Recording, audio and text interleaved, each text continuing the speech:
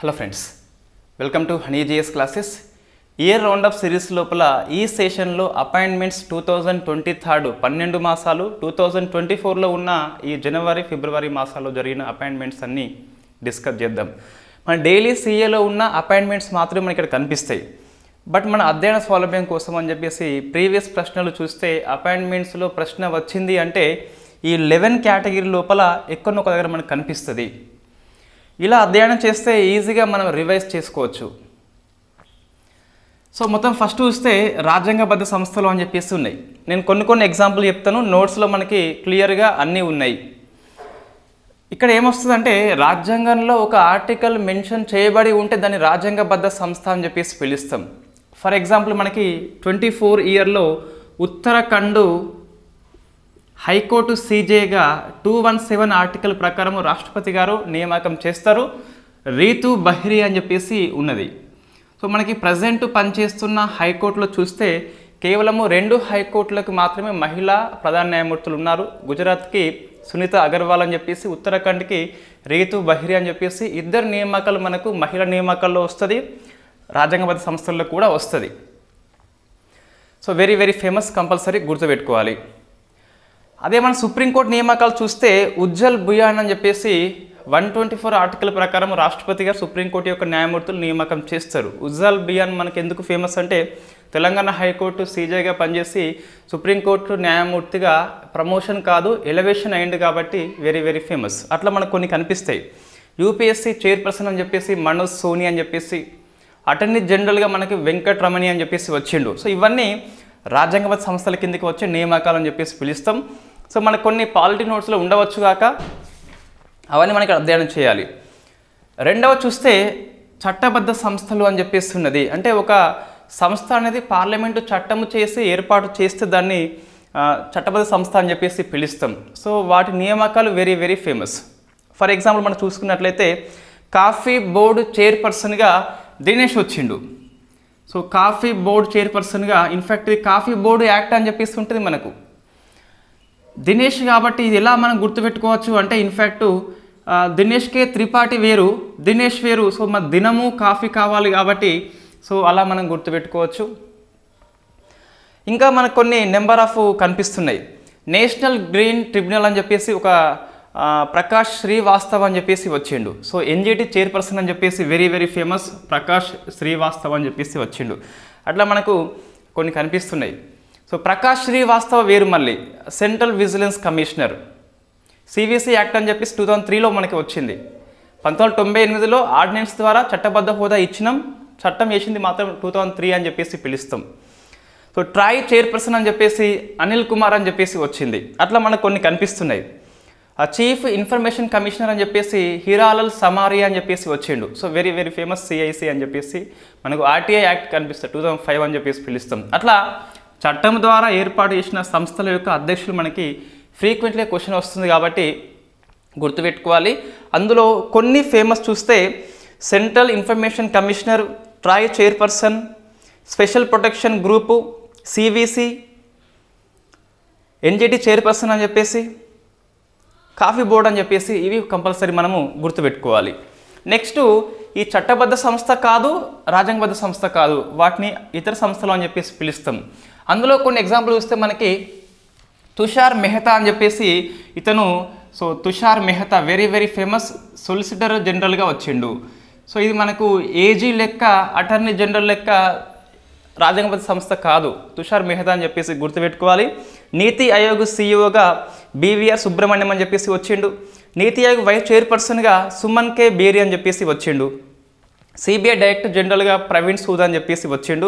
రా చీఫ్గా రవి సిన్హా అని చెప్పేసి వచ్చిండు. ఇవన్నీ మనకు ఇతర సంస్థలు అని చెప్పేసి పిలుస్తాం. రైట్, నెక్స్ట్ వెరీ ఫేమస్ ఈ 11 కేటగిరీ లోపల అత్యంత ముఖ్యమైనది మనకు మహిళా నియామకాలు అని చెప్పేసి ఈజీగా ఎగ్జామినర్ని ప్రశ్న అడిగేందుకు ఇన్ఫ్యాక్ట్ ఉసుగొలుపుతుంది, అట్రాక్ట్ చేస్తుంది మహిళా నియామకాలు అని చెప్పేసి. అందులో మరీ ఫేమస్ రక్షణ నియామకాలు అని చెప్పేసి మహిళల కోసము 23rd ఇయర్లో మనకి 16 మంది మహిళలు రక్షణ రంగంలో వివిధ హోదా తీసుకున్నారు. సో అది మనకి వెరీ ఫేమస్ అయితే అయిపోతుంది. అందులో మనం కొన్ని చూసినట్లయితే బంగ్లాదేశ్ ప్రధాని అని చెప్పేసి షేక్ హసీనా వచ్చింది. మనకి ఇదే ఇయర్ కరెంట్ అఫైర్స్ అది. నెక్స్ట్ తెలంగాణ చీఫ్ సెక్రటరీగా శాంతి కుమార్ అని చెప్పేసి వచ్చింది. ఇండియన్ ఒలింపిక్ సంఘము పిటి ఉషా అని చెప్పేసి వచ్చింది. ట్విట్టర్ సీఈఓగా లిండా యుకారినో అని చెప్పేసి వచ్చింది. అట్లా మనకు కొన్ని కనిపిస్తున్నాయి. సో వీళ్ళంతా దాదాపుగా తొలి మహిళలు కాబట్టి ఆయా సంస్థలకి కంపల్సరీ గుర్తుపెట్టుకోవాలి. మనకు కనీసం నాకు తెలిసి 16 రక్షణ ప్లస్ ఒక 30 వేసుకుంటే ఒక 50 మంది ఉన్నారండి ఆల్మోస్ట్ మహిళా నియామకాలు. ఇన్ని అవసరం అంటే కంపల్సరీ అవసరము. ఏదో మనం ఒక 2-3 చెప్పేసి క్లాస్ అయిపోయిందని చెప్పేసి మనం అనిపించద్దు. అంటే ఇన్ఫ్యాక్ట్ నేను ఎగ్జాంపుల్ చెప్తున్నా, బట్ మన నోట్స్లో అయితే మొత్తం 50 ఉన్నాయి. మన డైలీ సీఏలో ఇవన్నీ డిస్కస్ చేసిన అంశాలే ఉంటాయి. సో మన డిఫెన్స్ కరెంట్ అఫైర్స్ ఇయర్ రౌండప్లో 16 మహిళా రక్షణ నియామకాలు అని చెప్పేసి డిస్కస్ చేసినాం. కొన్ని స్పేస్లో అని చెప్పేసి స్పేస్లో కొన్ని మనం నిగర్ షాజీ అని చెప్పేసి ఆదిత్య ఎల్1 యొక్క ఆమె డైరెక్టర్గా పనిచేస్తుంది.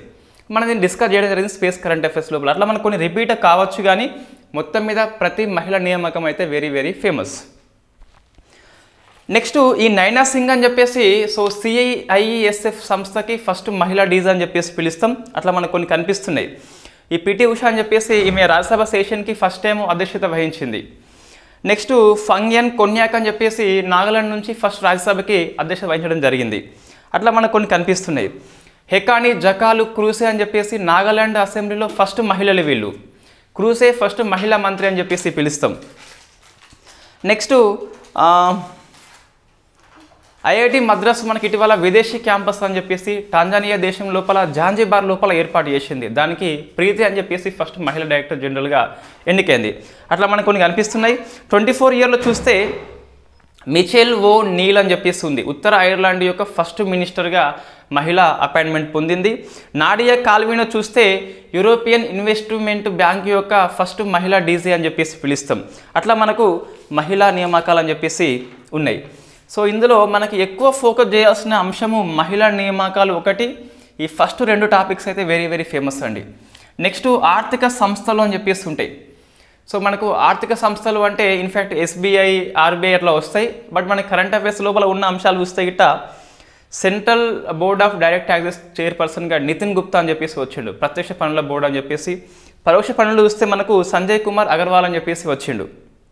నెక్స్ట్ RBI డిప్యూటీ గవర్నర్గా మనకు ఇన్ఫ్యాక్ట్ స్వామినాథన్ వచ్చిండు, రాజేశ్వర్ రావు వచ్చిండు, మైకేల్ దేబా పాత్ర అని చెప్పేసి వచ్చిండు. వీళ్ళు డిప్యూటీ గవర్నర్స్ అని చెప్పేసి మనకి 23rd ఇయర్లో అపాయింట్మెంట్ పొందిన RBI డిప్యూటీ గవర్నర్స్. LIC MDగా దొరేస్వామి వచ్చిండు. LIC చైర్పర్సన్గా మనకు సిద్ధార్థ్ మెహంతి అని చెప్పేసి వచ్చిండు. Next 16th finance chairperson Arvind Panagariya అని చెప్పేసి పిలుస్తాం. సో సెక్రటరీ చూస్తే మనకు రంజనం పాండే అని చెప్పేసి రిత్విక్ అని చెప్పేసి పిలుస్తాం. Next competition commission of India యొక్క ఫస్ట్ మహిళా చైర్పర్సన్గా రవనీత్ కౌర్ అని చెప్పేసి వచ్చింది.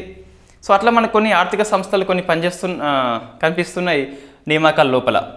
నెక్స్ట్ ఇక్కడ ప్రశ్న మళ్ళీ వచ్చేందుకు అవకాశం ఉందండి.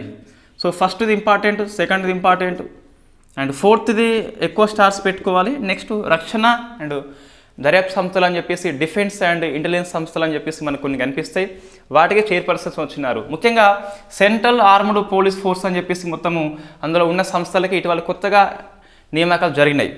చూస్తే మనకు బోర్డర్ సెక్యూరిటీ ఫోర్స్ అని చెప్పేసి నితిన్ అగర్వాల్ వచ్చిండు. CRPFకి అనీష్ దయాల్ సింగ్ అని చెప్పేసి వచ్చిండు. ITBPకి రాహుల్ రాసాగోత్ర అని చెప్పేసి వచ్చిండు. CISFకు నైనా సింగ్ అని చెప్పేసి వచ్చింది. ICGకి ఇండియన్ కోస్ట్ గార్డ్ అని చెప్పేసి పిలుస్తాం, రాకేష్ పాల్ అని చెప్పేసి.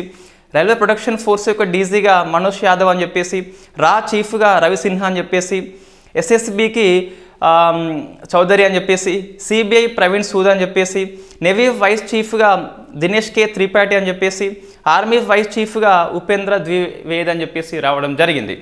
ఇవన్నీ మనకు సో రక్షణ సంస్థల యొక్క నియామకాలు అని చెప్పేసి గుర్తుపెట్టుకోవాలి. అందులో వెరీ వెరీ ఫేమస్ మనకు CISF నైనా సింగ్ అని చెప్పేసి ఉంది, CBI ప్రవీణ్ సూద్ అని చెప్పేసి ఉన్నారు. ఇట్లా మనకు కొన్ని అయితే ఇంపార్టెంట్ కరెంట్ అఫైర్స్ మనకు కనిపిస్తున్నాయి.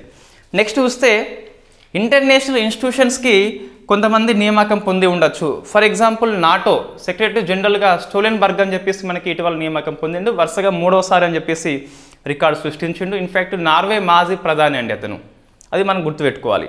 IPCC జేమ్స్ స్కీ అని చెప్పేసి వచ్చిండు. నెక్స్ట్ యుఎన్ఓ యొక్క 78th జనరల్ అసెంబ్లీ యొక్క డైరెక్టర్ జనరల్గా మనకు డెన్నిస్ ఫ్రాన్సిస్ అని చెప్పేసి ఇటీవల మన ఇండియాకి వచ్చి ఇన్ఫ్యాక్ట్ మీటింగ్లో మనకి హాజరు కావడం జరిగింది. నెక్స్ట్ ఇంకా చూస్తే FATF, so financial action task force అని చెప్పేసి గియానీ ఇన్ఫాంటినో అని చెప్పేసి సెలెక్ట్ అయ్యాడు. సో ఇవన్నీ మనకి కనిపిస్తున్నాయి కరెంట్ అఫైర్స్ లోపల. తర్వాత చూస్తే నెక్స్ట్ ఇన్ఫ్యాక్ట్ ఇది గియానీ ఇన్ఫాంటినో అని చెప్పేసి ఫీఫా అండి, FATF కాదు ఫీఫా అని చెప్పేసి మన ఫుట్బాల్ ఫెడరేషన్, రైట్. నెక్స్ట్ దేశాల అధ్యక్షులు ప్రధానులు అని చెప్పేసి ఉన్నారు. సో దేశాల అధ్యక్షులు ప్రధానులు అని చెప్పేసి ఇంకొకటి మనకు వస్తుంది ఇక్కడ. సో దేశాల అధ్యక్షులు ప్రధానులు అంటే మనకి ఇటీవల ఎవరైతే అపాయింట్మెంట్ పొందినలో వాళ్ళందరూ వస్తారు. బంగ్లాదేశ్ షేక్ హసీనా అని చెప్పేసి మనకి వార్తల్లో ఉంది 24 year లోపల. ఫ్రాన్స్ ప్రధాని గ్యాబ్రియల్ అట్టల్ అని చెప్పేసి వార్తల్లో ఉన్నాడు. అర్జెంటీనా అధ్యక్షుడు జేవియర్ మిలీ అని చెప్పేసి మనకి వార్తల్లో ఉన్నాడు, అది వెరీ వెరీ ఫేమస్. తైవాన్ అధ్యక్షుడు అని చెప్పేసి మనకు లాయ్ చింగ్ తే అని చెప్పేసి విలియం లే అని చెప్పేసి పిలుస్తాం. ఈ తైవాన్ మనం వెరీ వెరీ ఫేమస్. ఎందుకు గుర్తుపెట్టుకోవాలంటే యాంటీ చైనా కాబట్టి గుర్తుపెట్టుకోవాలి. నెక్స్ట్ సింగపూర్ అధ్యక్షుడిగా మనకు ఇన్ఫ్యాక్ట్ వచ్చింది ఎవరంటే షణ్ముగ రత్నం అని చెప్పేసి అతను ఇండియా. నెక్స్ట్ చూస్తే థాయిలాండ్ పిఎంగా స్ట్రెట్టా థాక్సిన్ అని చెప్పేసి వచ్చిండు. అట్లా మనకు కొన్ని కనిపిస్తున్నాయి. సో అవి కంపల్సరీ మనం అయితే గుర్తుపెట్టుకోవాల్సిన అవసరం ఎంతైనా కనిపిస్తుంది. సో ఇందులో ఏవి అవసరము ఏవి అవసరం లేదని చెప్పేసి అట్లా ఎవరు చెప్పరు. అట్లా చెప్పినట్లయితే అది మనము ఇన్ఫ్యాక్ట్ మోసం చేసినట్టుగానే మనం భావించాలి. నెక్స్ట్ చూస్తే ఇంకా సో ఇండియన్సే కానీ సో ప్రపంచ సంస్థలకి వీళ్ళైతే అపాయింట్ పొందినారు. సో వాళ్ళు ఎవరు మనం చూసినట్లయితే ఇండియన్స్ అయి ఉండి ఇన్ఫ్యాక్ట్ ఇంటర్నేషనల్ ఇన్స్టిట్యూషన్కి ఎంపికైంది కాబట్టి ప్రశ్న వచ్చేందుకు ఎక్కువ అవకాశం కనిపిస్తుంది. అందులో అజయ్ బంగా అని చెప్పేసి పిలుస్తాం. సో మనకి అజయ్ బంగా చూస్తే ఇన్ఫ్యాక్ట్ వరల్డ్ బ్యాంక్కి ఎన్నికైంది కాబట్టి సో ప్రశ్న వస్తే మనకు రావచ్చు. నెక్స్ట్ చూస్తే తర్వాత గోపీచంద్ర కాట్రగడ్డ అని చెప్పేసి institute of engineering and technology అని చెప్పేసి సో వెరీ ఫస్ట్ టైం భారతీయుడు ఎన్నికైంది కాబట్టి మనం ఆ పేరు గుర్తుపెట్టుకోవాలి. బిమ్స్టెక్ సెక్రటరీ జనరల్గా ఇంద్రమణి పాండే అని చెప్పి సెలెక్ట్ అయ్యాడు. BBC చైర్పర్సన్గా మనకు సమీర్ షా అని చెప్పి సెలెక్ట్ అయ్యాడు. ఇటీవల చూస్తే మనకు నిన్న కరెంట్ అఫైర్స్ లోపల సంకేత్ బల్సార్ అని చెప్పేసి న్యూయార్క్ జడ్జిగా ఫస్ట్ టైం ఒక ఇండియన్ సెలెక్ట్ కావడం జరిగింది. అట్లా మనకు కొన్ని కనిపిస్తున్నాయి. నెక్స్ట్ చూస్తే మంత్రిత్వ శాఖల కార్యదర్శులు అని చెప్పేసి ఇది ఎక్కువ TSPSC ఫోకస్ చేస్తుందండి. అయితే 23rd ఎక్కువ కావాలి, 24లో మనకి ఇటీవల చూస్తే ఒకేసారి వరుసగా 5 అయినాయి. సో వాటిని మనం ఎలా గుర్తుపెట్టుకోవాలని చెప్పేసి ఇంతకుముందు మనకు ₹1 చెప్పడం జరిగింది. ఎగ్జాంపుల్ చూస్తే అపూర్వ చంద్ర అని చెప్పేసి హెల్త్ మినిస్ట్రీకి యొక్క సెక్రటరీ. సో హెల్త్ ఉంటే అపూర్వంగా ఉంటామని చెప్పేసి. ఇన్ఫర్మేషన్ అండ్ బ్రాడ్కాస్టింగ్ చూస్తే జాజు అని చెప్పేసి మనకి లయన్ కింగ్ సినిమా చూస్తే జాజు ఒక పక్షి కనిపిస్తుంది, సమాచారాన్ని సింహానికి అందిస్తుంది. అట్లా మనకు కొంతమంది కనిపిస్తున్నారు. క్యాబినెట్ సెక్రటరీగా వరుసగా 3వసారి రాజీవ్ గాబా అని చెప్పి సెలెక్ట్ అయ్యాడు. ఇటీవల మనం SC ఉపవర్గీకరణ కోసం అని చెప్పేసి రాజీవ్ గాబా కమిటీ అపాయింట్మెంట్ చేసుకొని ఉన్నాము. అట్లా కొన్ని కనిపిస్తున్నాయి. ఇది ఎక్కువ TSPSC వాళ్ళు ఫోకస్ చేయాలి, సెక్రటరీ మినిస్టర్స్ అని చెప్పేసి మనకు వస్తుంది. నెక్స్ట్ అదర్స్ అని చెప్పేసి ఉన్నది. సో ఇక్కడ అదర్స్ అని చూస్తే ఇన్ఫ్యాక్ట్ మనకి ఇందులో రాని వాళ్ళు అని చెప్పేసి ఉంటారు. ఫర్ ఎగ్జాంపుల్ మనకి PIB డైరెక్టర్ జనరల్ వచ్చేసి మానిష్ దేశాయ్ అని చెప్పేసి ఉన్నాడు. బార్కు చైర్పర్సన్గా వివేక్ బాసిన్ అని చెప్పేసి వచ్చిండు. BCCI సెలక్షన్ కమిటీగా అజిత్ అగర్కర్ అని చెప్పేసి వచ్చిండు.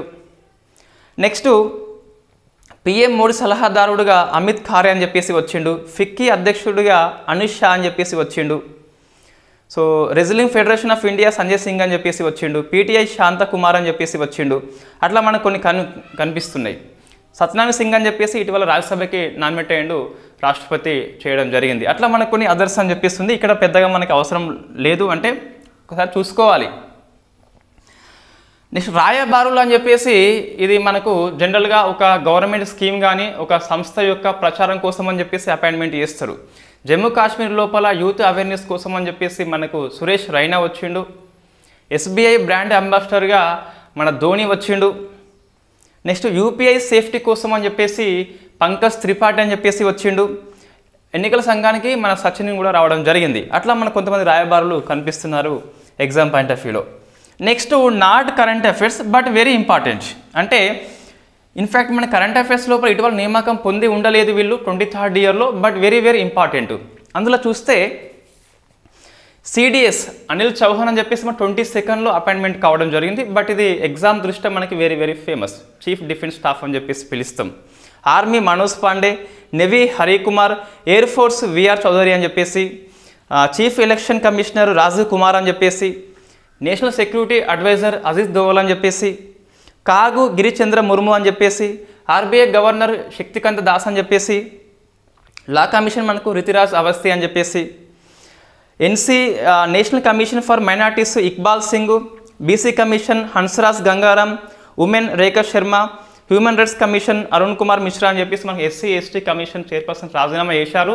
కొత్త వాళ్ళని అపాయింట్మెంట్ చేయలేదు కాబట్టి రాయలేదు.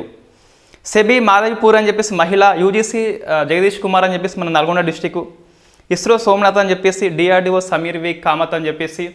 అటువైపు చూస్తే మనకి వరల్డ్ స్థాయిలో కొన్ని వెరీ ఫేమస్ సంస్థలు ఉంటాయి. యుఎన్ఓ ఆంటోనియో అని చెప్పేసి, యునెస్కో ఆద్రే అజోల్ అని చెప్పేసి, డబ్ల్యూహెచ్ఓ టెడ్రోస్ అదనోమ్ అని చెప్పేసి, ఐఎంఎఫ్ క్రిస్టలినా జార్జివా అని చెప్పేసి మనకి వార్తల్లో లేకపోయినా ఇంపార్టెంట్ సంస్థలు అని చెప్పేసి పిలుస్తాం.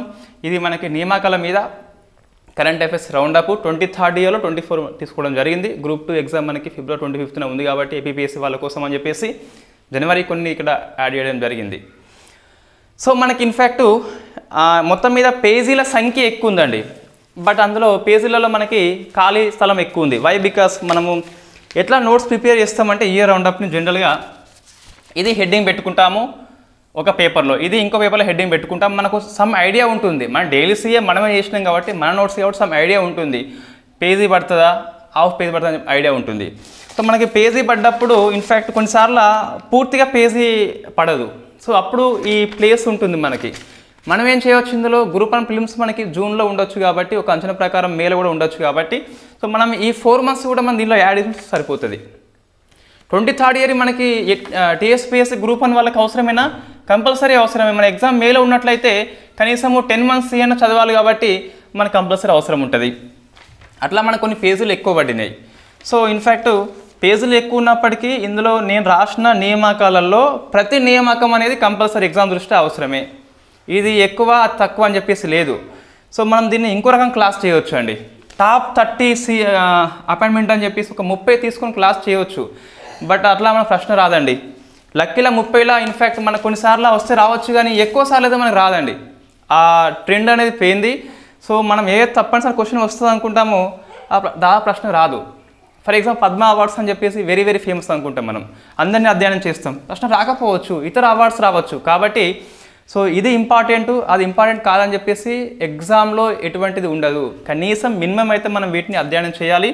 మొత్తం మనకి 10 pages ఉంది. బట్ అపాయింట్మెంట్ చూస్తే తక్కువ మనకు కనిపిస్తాయి. పేజీల్లో ఖాళీ స్పేస్ ఎక్కువ ఉంది. Right, thank you very much. ఇంకొకటి, ఈ అపాయింట్మెంట్ విషయంలో మనం చిన్న కోడ్స్ పెట్టుకోవచ్చు అండి. ఆ సంస్థకి ఆ వ్యక్తికి మధ్య ఏమైనా లింక్ మనం పెట్టుకోవచ్చు.